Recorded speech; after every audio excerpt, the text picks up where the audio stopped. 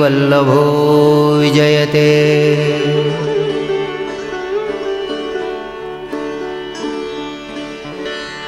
वन्दे शारदपूर्णचन्द्रवदनम् वन्दे कृपाम्भोनिधिम्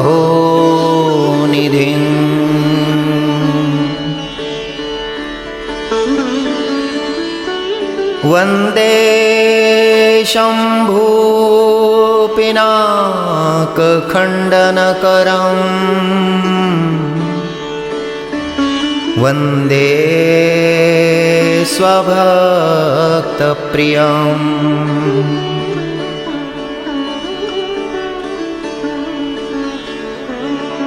वन्दे लक्ष्मणसंयुतं रघुवरं भूपालचूडामणि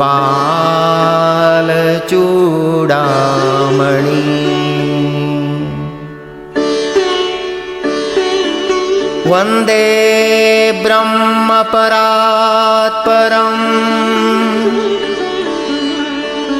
गुणमयं श्रेयस्करं शाश्वतं श्रीराम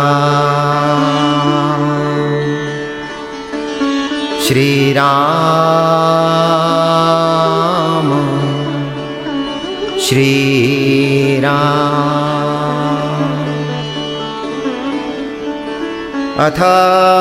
श्रीराम सहस्रनाम स्तोत्रम् राजीवलोचन श्रीमान् श्रीरामो रघुपुङ्गवः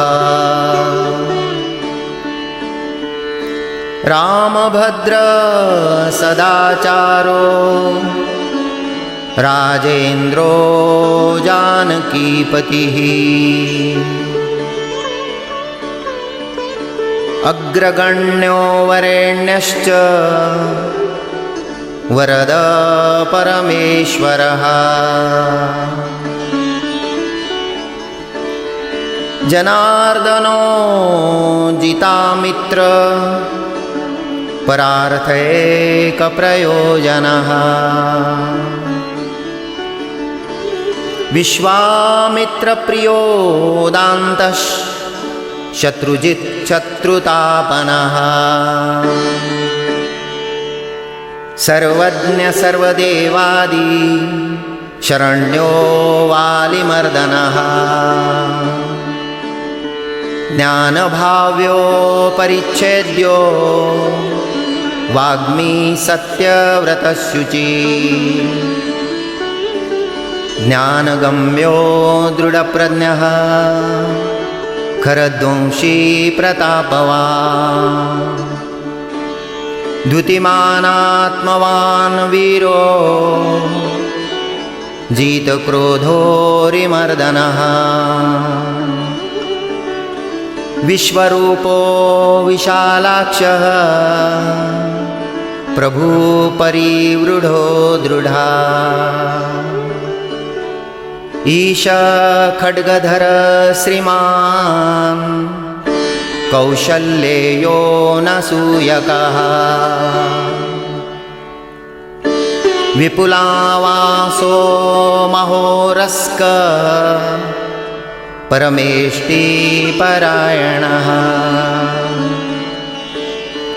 सत्यव्रत सत्यसन्धो गुरु परमधार्मिकः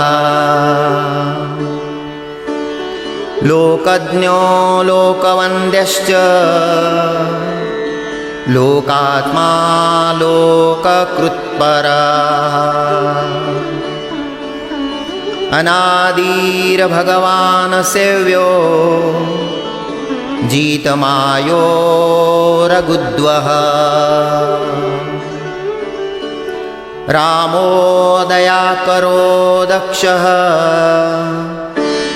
सर्वज्ञ सर्वपावनः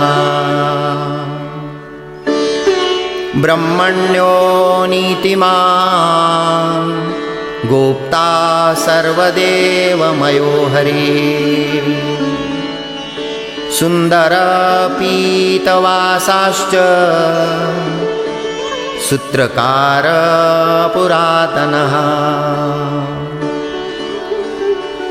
सौम्यो महर्षिको दण्डी सर्वत्र सर्वकोविदः कवि सुग्रीववरद सर्वपुण्यादिकप्रदः भव्यो जितारि षड्वर्गो महोदरो घनाशनः सुकीर्तिरादिपुरुषः कान्तपुण्यकृतागमः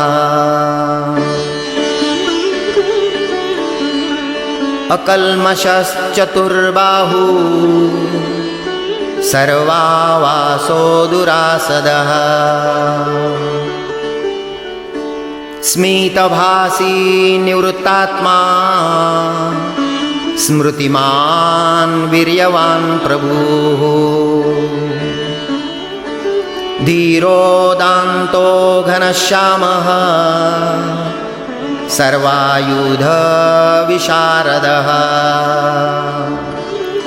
अध्यात्मयोगनिलय सुमना लक्ष्मणाग्रजः सर्वतीर्थमयशूरः सर्वयज्ञफलप्रदः यज्ञस्वरूपी यज्ञेशो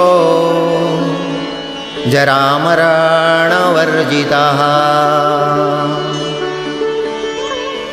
वर्णाश्रमकरो वर्णी शत्रुजित् पुरुषोत्तमः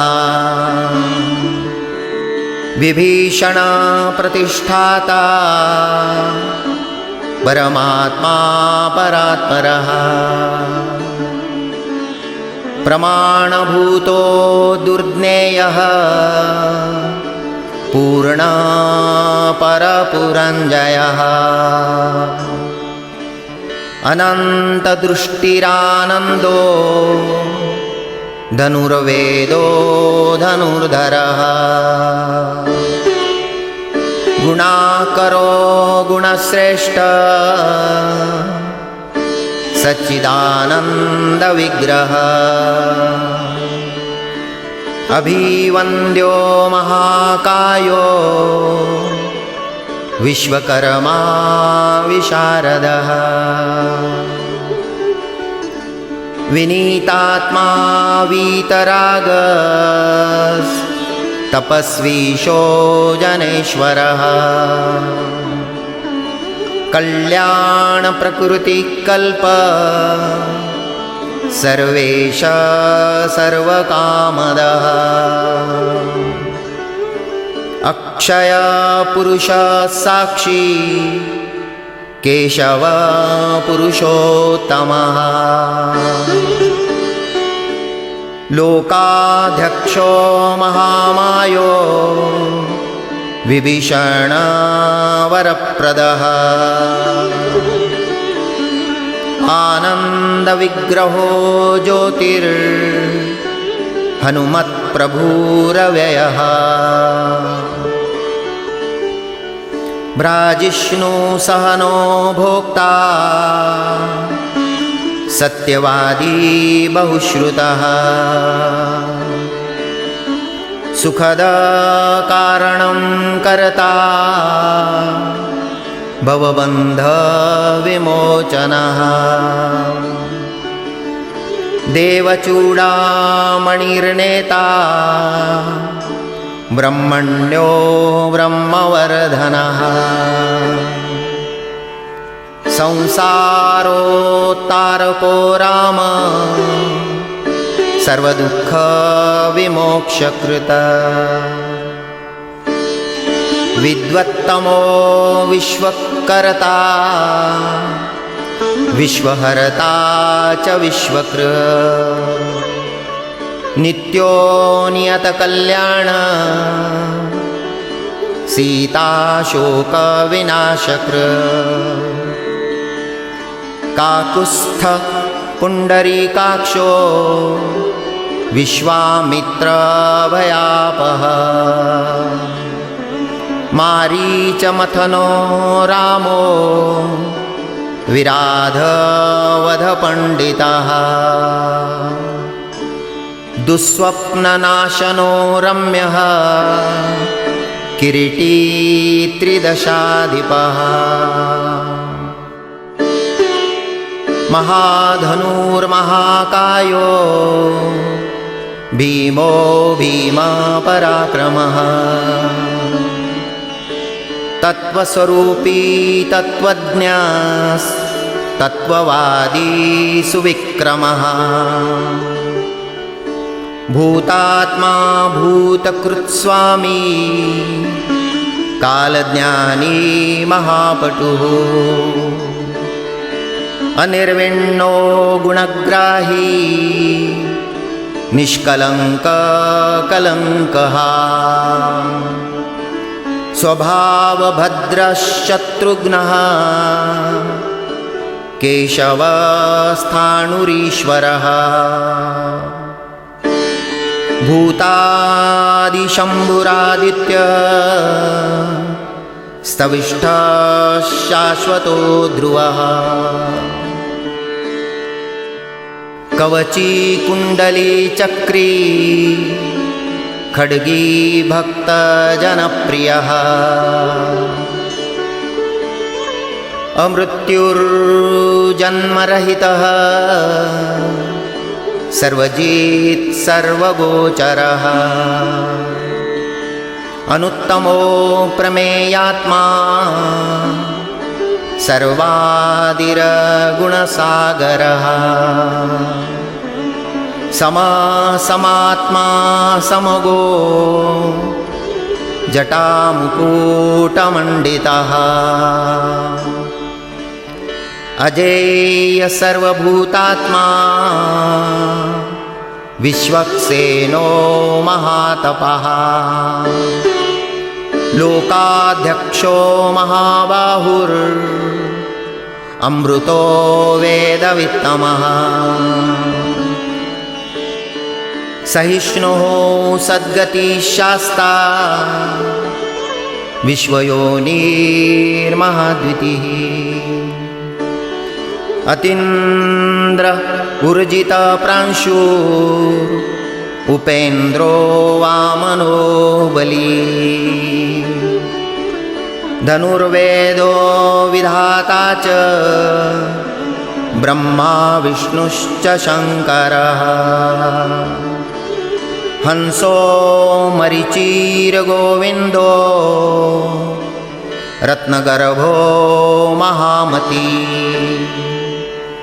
व्यासो वाचस्पतिः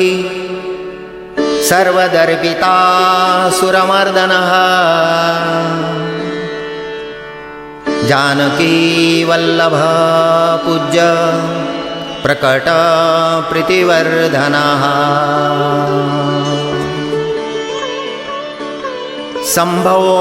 सम्भवोऽतीन्द्रियो वेद्यो निर्देशो जाम्बवत्प्रभुः मदनो मथनो व्यापी विश्वरूपो निरञ्जनः नारायणोऽग्रणीः साधुर्जटायुप्रीतिवर्धनः नैकरूपो जगन्नाथ सुरकार्यहितस्वभुः जितक्रोधो जितारातिः प्लवगाधिपराज्यदः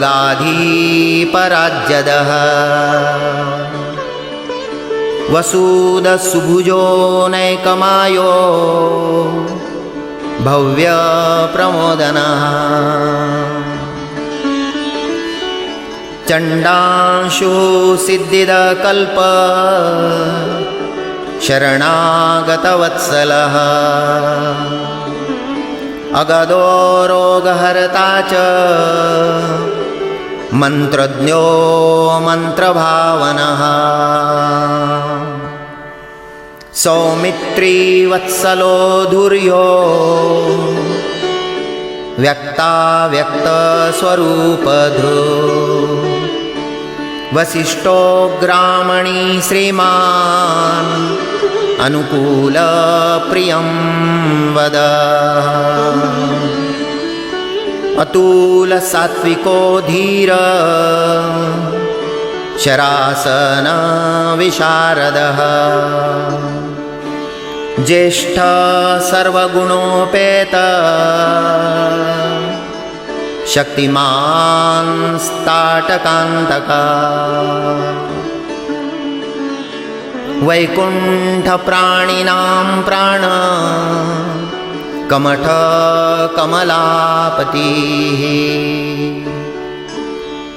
गोवर्धनधरो मत्स्यरूप कारुण्यसागरः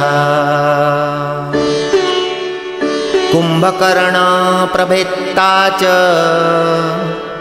गोपीगोपालसंवृतः मायावी व्यापको व्यापी रेणुकेयबलापः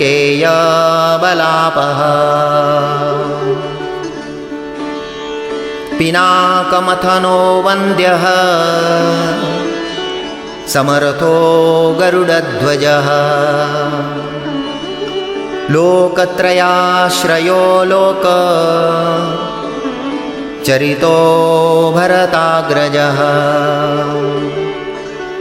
श्रीधर सद्गतिर्लोकसाक्षी नारायणो बुधा मनोवेगी मनोरूपी पूर्णा पुरुषपुङ्गवः यदुश्रेष्ठो यदुपतिर्भूतावास सुविक्रमः तेजोधरो धराधार चतुर्मूर्तिर्महानिधि चाणूरमर्दनो दिव्य शान्तो भरतवन्दितः शब्दातिगो गभीरात्मा कोमलांग प्रजागरः लोकगर्भशेषशायी क्षीराब्धिनिलयो मलः आत्मयोनिरदीनात्मा सहस्राक्ष सहस्रपा अमृतांशुर्महागर्भो निवृत्तविषयस्पृहा त्रिकालज्ञो मुनिस्साक्षी विहाय सगतिकृति परजन्यकुमुदो भूतावास कमललोचनः श्रीवत्सवक्षा श्रीवासो वीरहा लक्ष्मणाग्रजः लोकाभिरामो लोका रिमर्दना सेवकप्रियः सनातनतमो मेघश्यामलो राक्षसान्तकृता दिव्यायुधधर श्रीमान् अप्रमेयो जितेन्द्रियः भूदेववन्द्यो जनकप्रिय कृत्प्रपितामह उत्तम सात्विक सत्य सत्यसन्ध स्त्रिविक्रमः सुरत सुलभ सूक्ष्म सुघोष सुखद सुधी दामोदर च्युतशारंगी वामनो मधुराधिपः देवकी नंदन शौरी शूरकैटभमर्दनः सप्ततालप्रभेत्ता च मित्रवंशप्रवर्धनः कालस्वरूपी कालात्मा कालकल्याणदकविः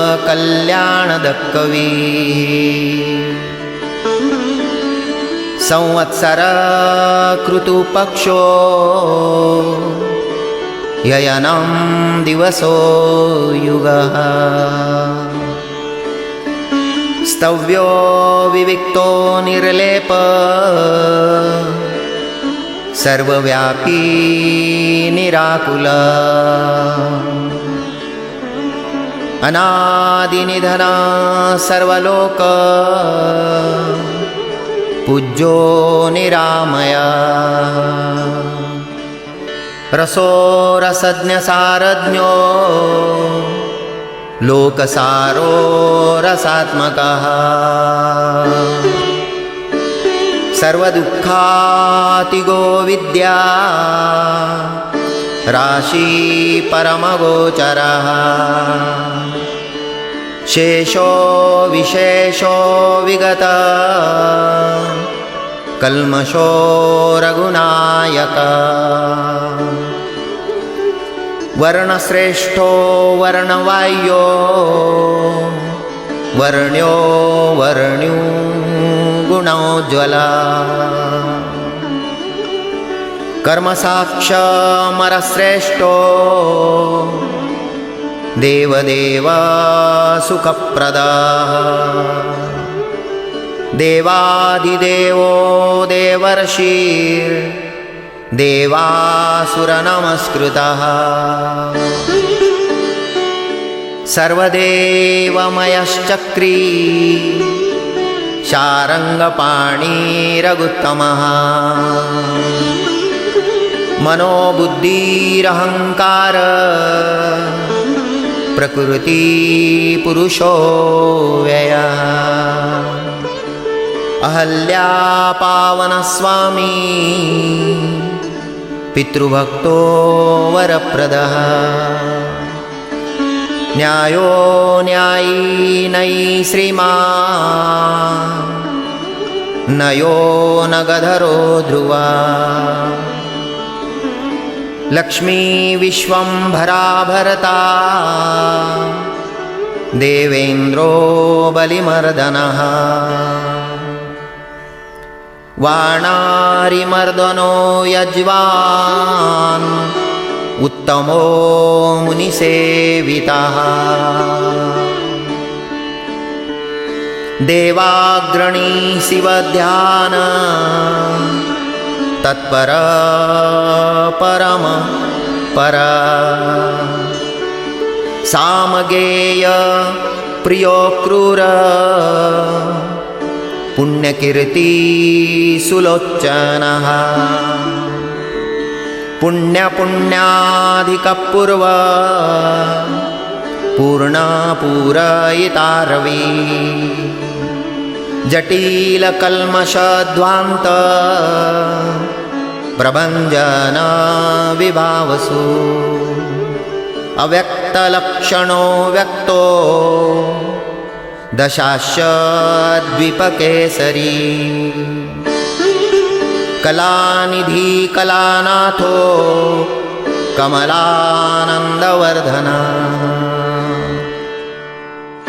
जयी जीतारि सर्वादिः शमनो भवभञ्जनः अलङ्करीष्णुरचलो रोचिष्णुर्विक्रमोत्तमा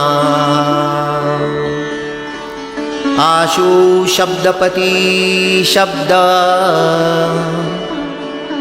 अगोचरो रञ्जनो रघु निःशब्दप्रणवो माली स्थूलसूक्ष्मो विलक्षणः आत्मयोनिरयोनिश्च सप्तजिह्वसहस्रपा सनातनतमस्त्रग्वी पेशलोजविनाम्बरः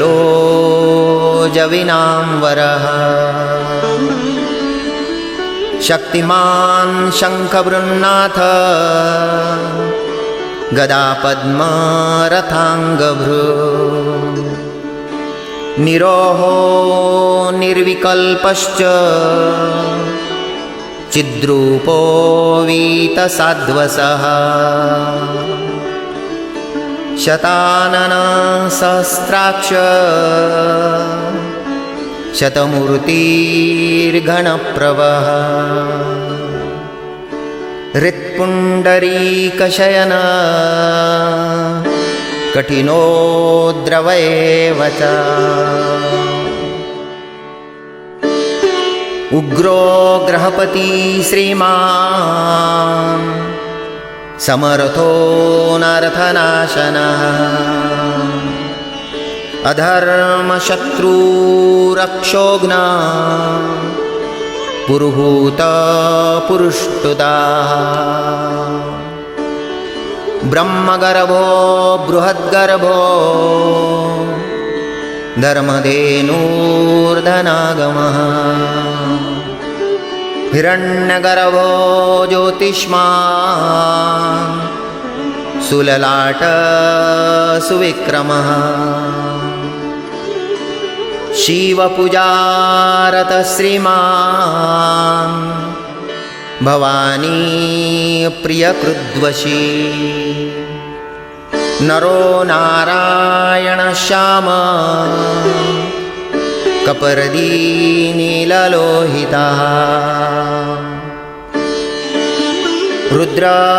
रुद्रपशुपतिस्थाणो विश्वामित्रो द्विजेश्वरः मातामहो मातरिश्वा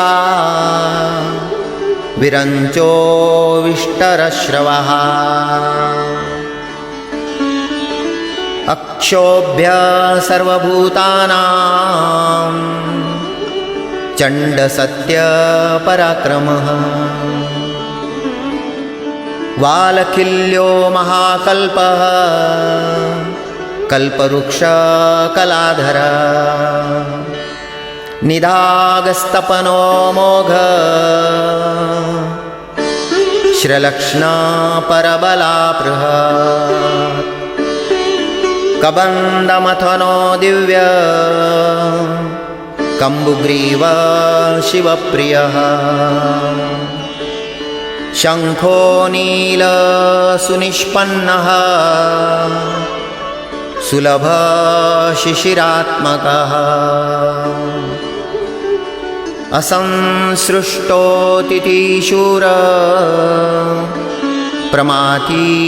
पापनाशकृता वसुश्रवा कव्यवाह प्रतप्तो विश्वभोजनः रामो नीलोत्पलश्यामो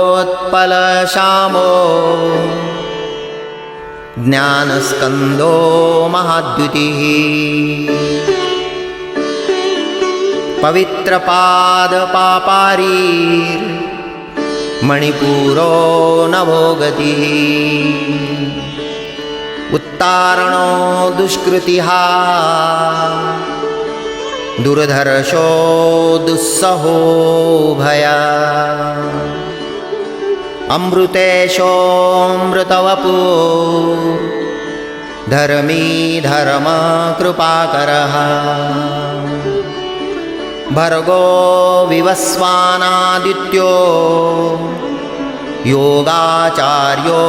दिवस्पतिः उदारकीर्तिरुद्योगी वाङ्मय सदसन्मयः नक्षत्रमालीनाकेश स्वादिष्टानषडाश्रयः चतुर्वर्गफलोवर्णी शक्तित्रयफलं निधि निधानगर्भो निर्व्याजो गिरिशो व्यालमर्दनः श्रीवल्लभ शिवारम्भ शान्तिर्भद्रसमञ्जस भूषयो भूतिकृद्भूतिर्भूषणो भूतवाहना अकायो भक्तकायस्थ कालज्ञानी महावटो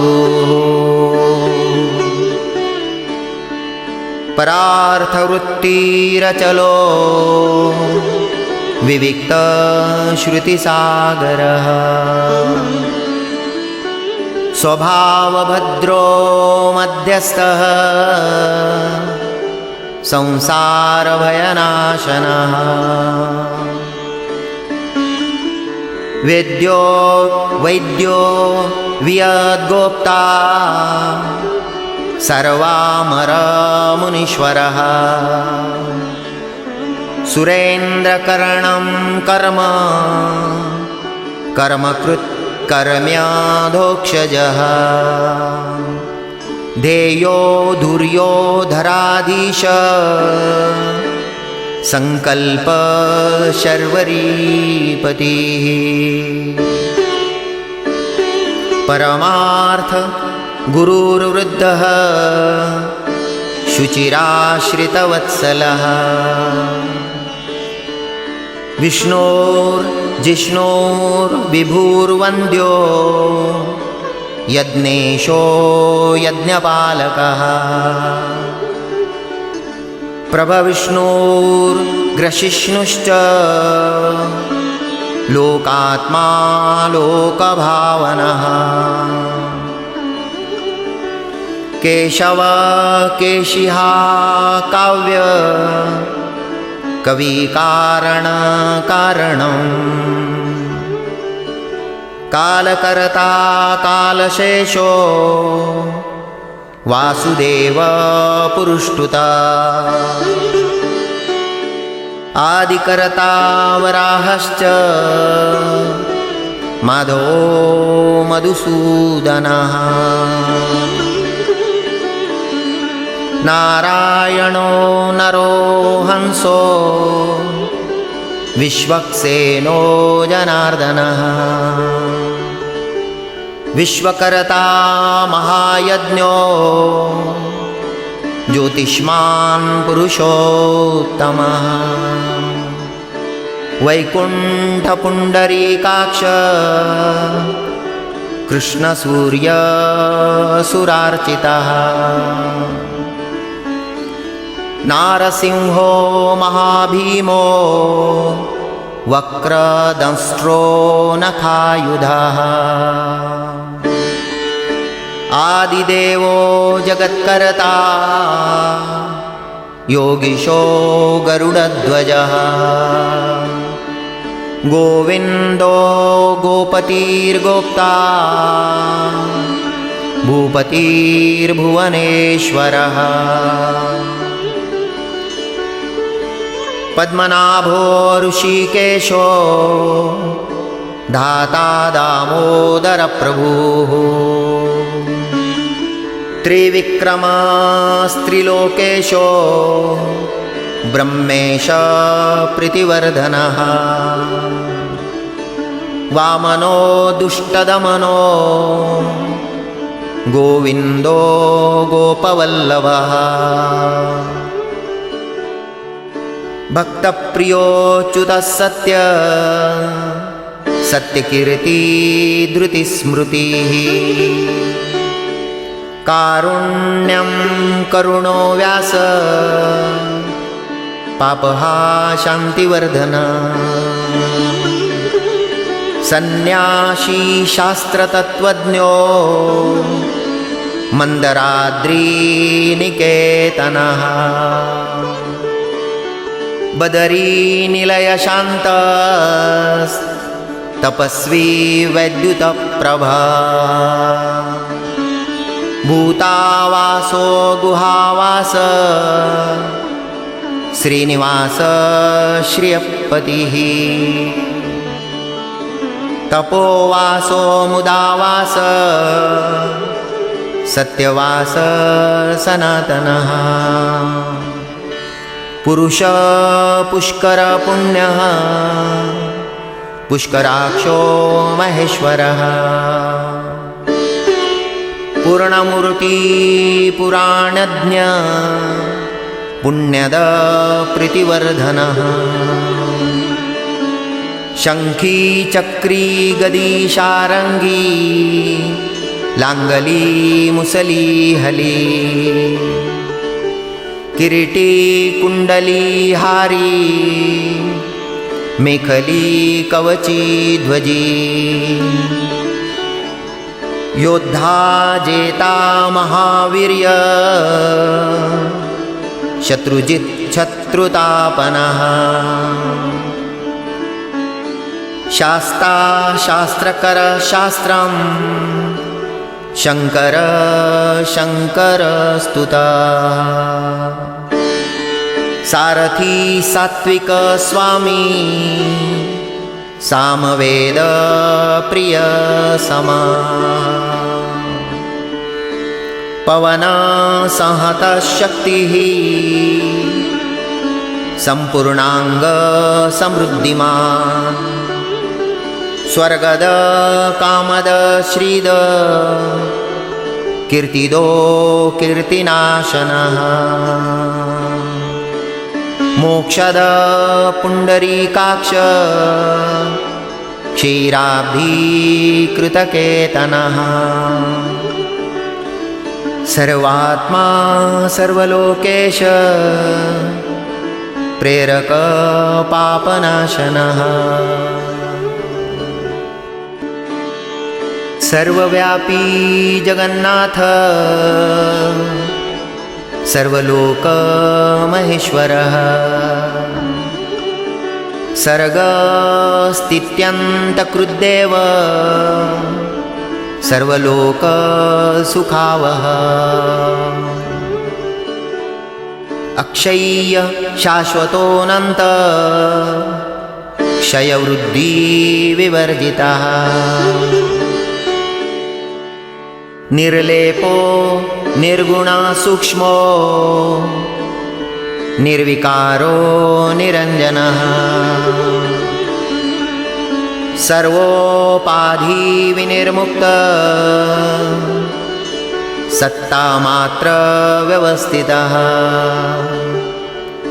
अधिकारी विभुर्नित्यः परमात्मा सनातनः अचलो निर्मलो व्यापी नित्यतृप्तो निराश्रयः श्यामो युवा लोहिताक्षो दीप्ताक्षो मितभाषणा अजानबाहु सुमुख सिंहस्कंदो महाभुज सत्यवान गुणसंपन्न स्वयं तेजा सुदीप्तिमान् कालात्मा भगवान् काल कालचक्र प्रवर्तकः नारायण परम ज्योति परमात्मा सनातनः विश्वगोप्ता च विश्वभोक्ता च शाश्वता विश्वेश्वरो विश्वमूर्ति विश्वात्मा विश्वभावनः सर्वभूत सुहृच्छान्तः सर्वभूतानुकम्पनः सर्वेश्वरेश्वरः सर्व श्रीमानाश्रितवत्सलः सर्वग सर्वभूतेश सर्वभूताशयस्थितः अभ्यन्तरस्थस्तमस चेता नारायणपरा अनादिनिधनं स्रष्टा प्रजापति पतिर्हरिः नरसिंहो ऋषिकेश सर्वात्मा सर्वदृग्वशी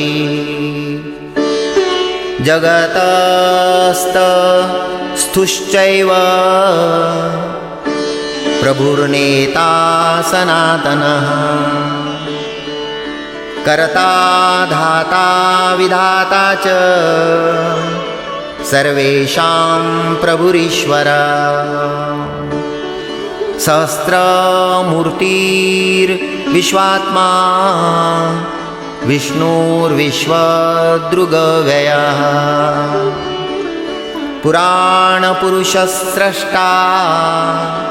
सहस्राक्ष सहस्रपात् तत्त्वं नारायणो विष्णुर्वासुदेव सनातनः परमात्मा परं ब्रह्म सच्चिदानन्दविग्रहः परं ज्योति परं धाम पराकाश परात्परः अच्युत पुरुष कृष्ण शाश्वत शिव ईश्वरः नित्य सर्वगतस्ताणु उग्रसाक्षी प्रजापतिः हिरण्यगर्भ सविता लोककृल्लोकभृद्विभोः राम श्रीमान् महाविष्णुर्जिष्णुर्देवहितावः तत्त्वात्मा तारकं ब्रह्म शाश्वत सर्वसिद्धिदः अकारवाच्यो भगवान् श्रीर्भूलीलापतिपुमान् सर्वलोकेश्वर श्रीमान् सर्वज्ञ सर्वतोमुख स्वामी सुशीलसुलभ सर्वज्ञ सर्वशक्तिमान् नित्य संपूर्णकामश्च नैसर्गिक श्रुत्सुखी कृपापीयूष जलधि शरण्य सर्वदेहिनां श्रीमान्नारायण स्वामी जगतां पतिरीश्वरः श्रीश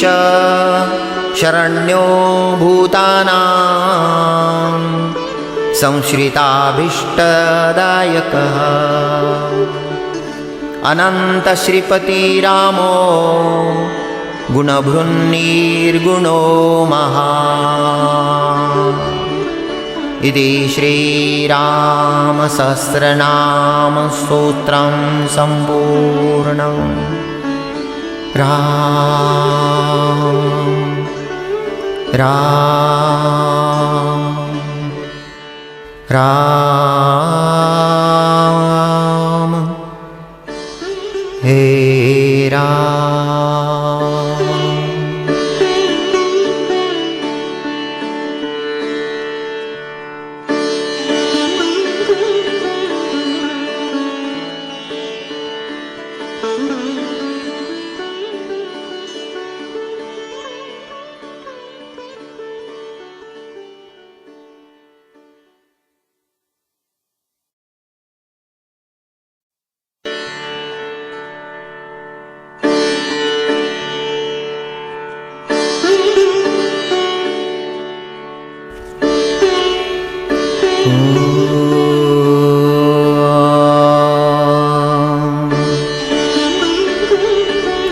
श्रीरामाष्टोत्तरशतनामस्तोत्रम् श्रीराघवं दशरथात्मजमप्रमेयम् सीतापतिं रघुकुलान्वयरत्नदीपम्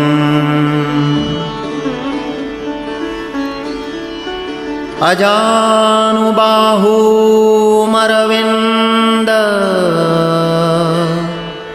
दलायताक्षं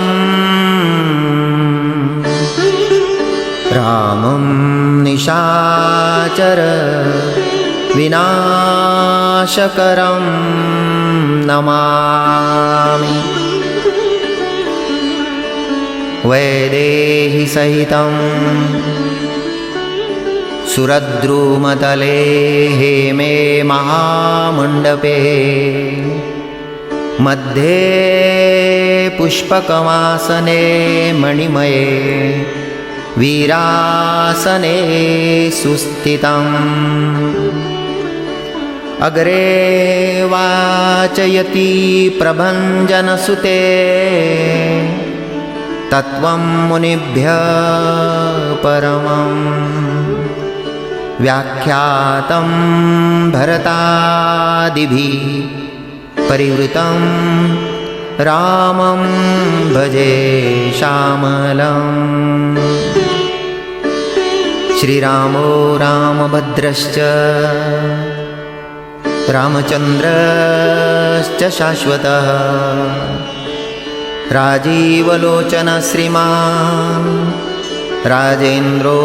रघुपुङ्गवः जानकीवल्लभो जैत्रो जितामित्रो जनार्दनः विश्वामित्रप्रियोदान्त शत्रुजिच्छत्रुतापनः वालीप्रमथनो वाग्मी सत्यवाक् सत्यविक्रमः सत्यव्रतो व्रतधर सदा हनुमदाश्रितः कौशल्येयो खरध्वंसी विराधवधपण्डितः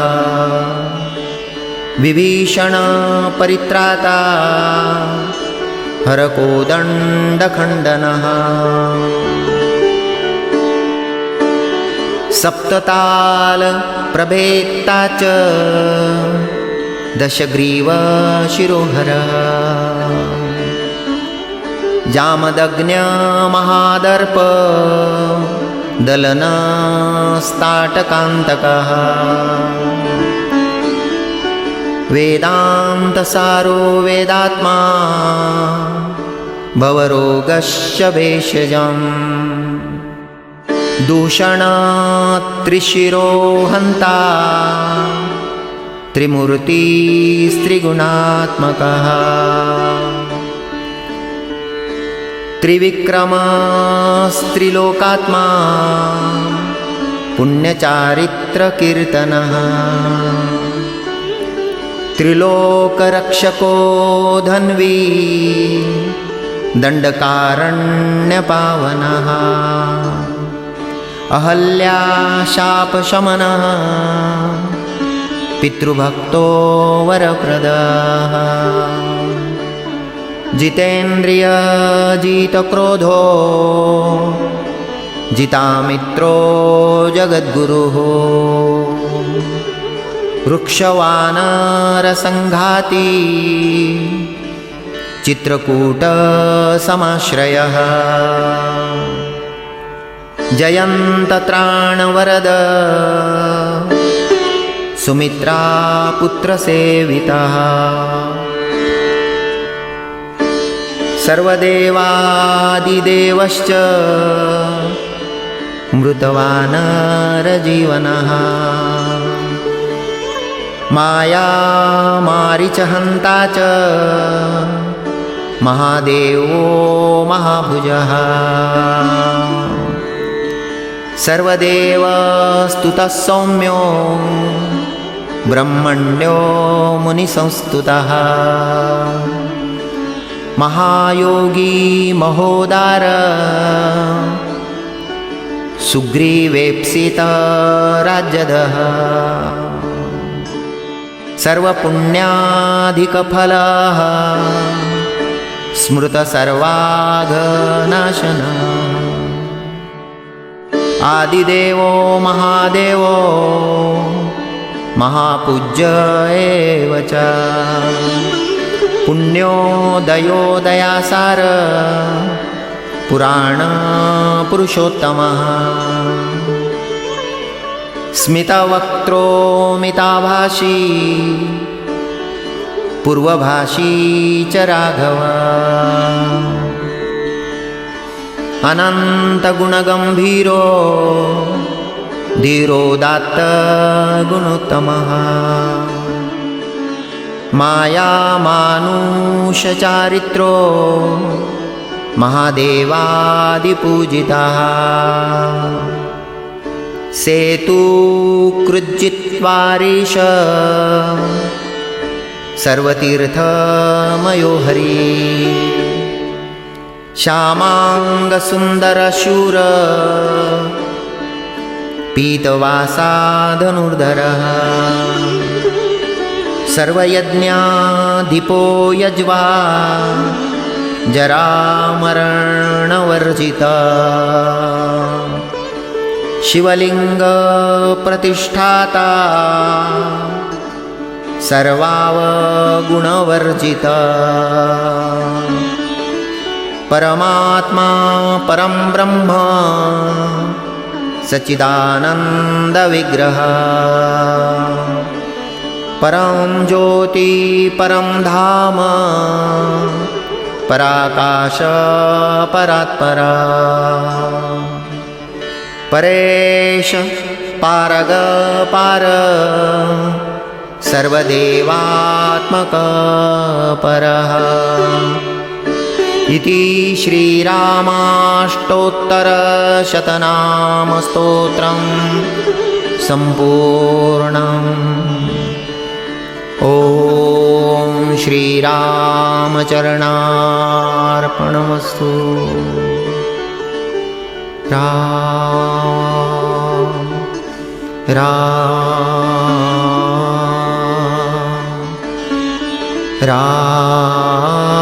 राम हे राम।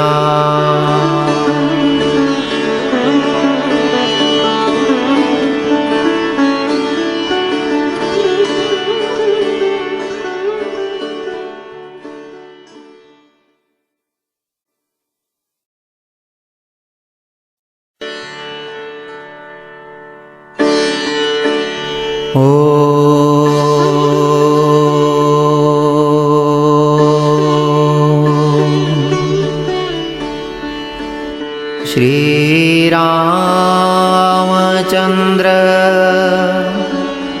कृपालु भजो मना हरण भव भयदारुणम्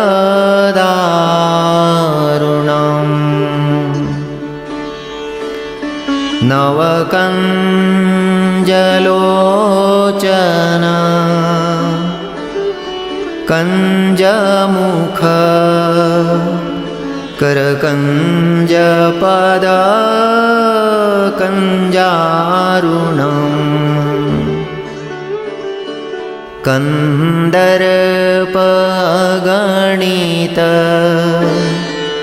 अमित छवि नवनील नीरद सुन्दरम् पटपीतमानहु तडितरुचि शुचि नौमि जनकसुतावरम्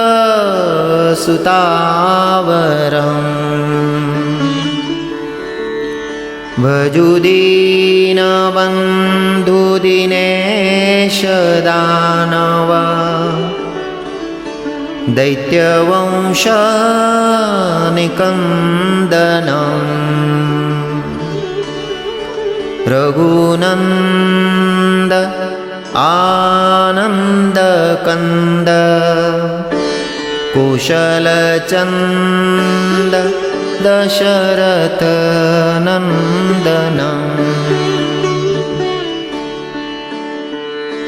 शिरमुकुटकुण्डल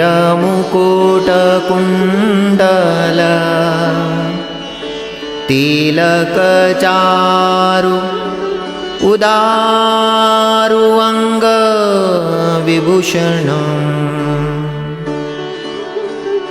अजानुभुज शरचापधर संग्रामजित खरदूषणम्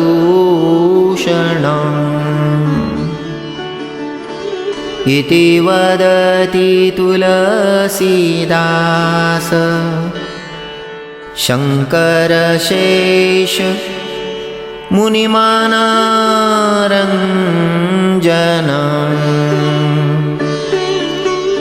मम हृदयकञ्ज निवास कुरु कामादि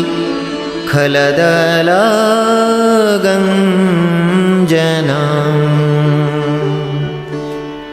श्रीराम श्रीराम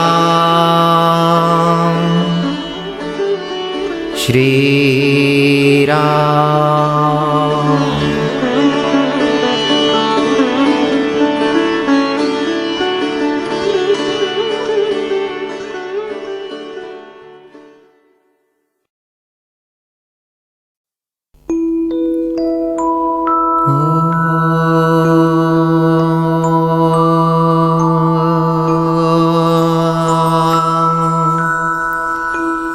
ॐ जय जानकीनाथा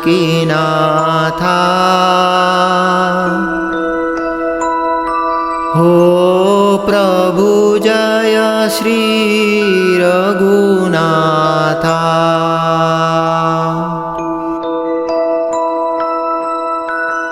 दोहु कर जोड़े विनओ प्रभु मेरी सुनो बाता। ओम जय जानकी नाथा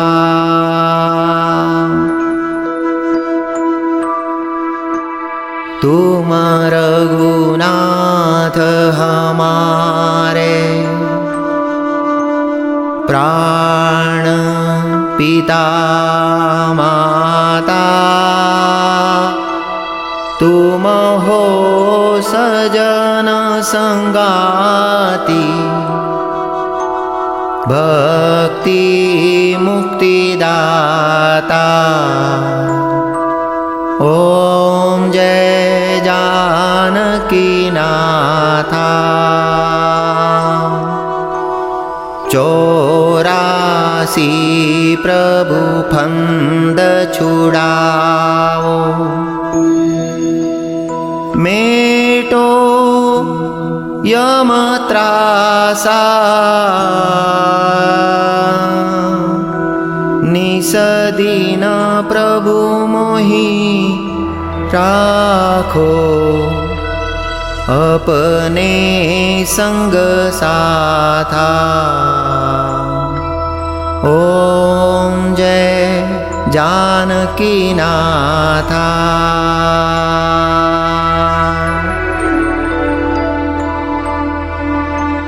सीता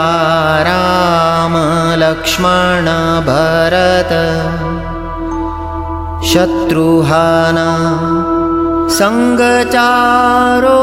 भैया जगमग ज्योति विराजत शोभा अतिलहिया। ॐ जय जानकीनाथा।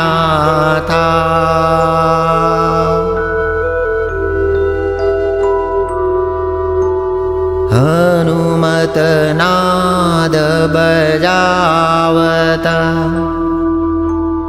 नेवर ठुमकाता। कंचन थाल आरती करत कौशल्या माता। ॐ जय जानकीनाथा। किरीट मुकुट कर धनुष विराजत शोभा अति भारी। मणि राम दर्शन कर तुलसीदास दर्शन कर। पल पल बलिहारी। ॐ जय जानकीनाथा। ॐ जय जानकीनाथा। ॐ जय जानकीनाथा।